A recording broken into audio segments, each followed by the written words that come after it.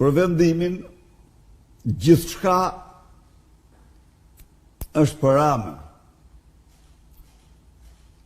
Duhet ta dini ju dhe të gjithë shqiptarët se po të mos ishte implikuar Rama, ai është i gatshëm ta zhduk Belindën pa pyet për të fare. Por problemi është se dosjet,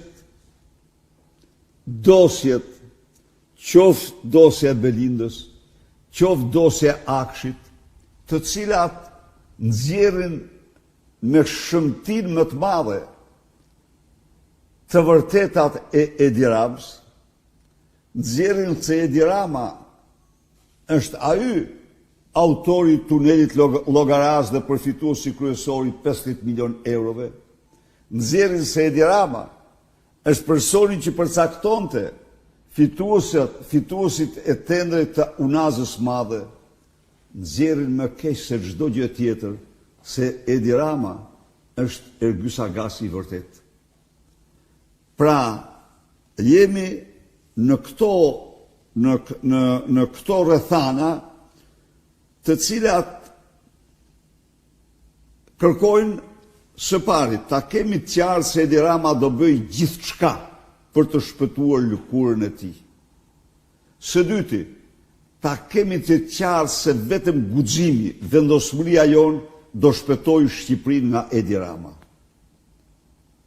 Ndaj dhe kjo betejë nuk ka të ndalur, gjerë në fitoren e plot.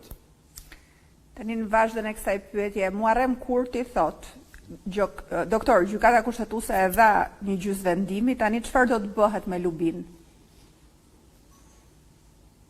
Pyetja çfarë do të bëhet me Ramën, i dashur Kurti. Lubia është Rama, Rama është Lubia.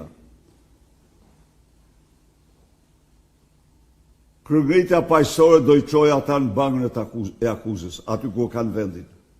Kjo do bëhet. Nuk ka forcë. I them Edi Ramës, nuk ka forcë që të shpëtojë. Jo. Asnjë dhe mos kërko, mos lobo dhe mos kërko. Se në absolute, ne nuk pranojmë dhe nuk do pranojmë asnjë lloj kompromisi përveç ligjit.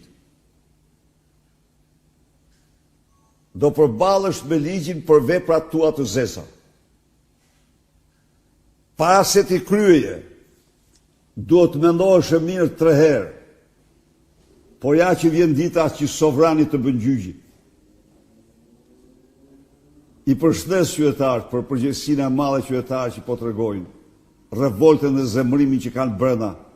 Kështu që ne jemi në misionin e madh të shpëtimit të Shqipërisë nga Edi Rama.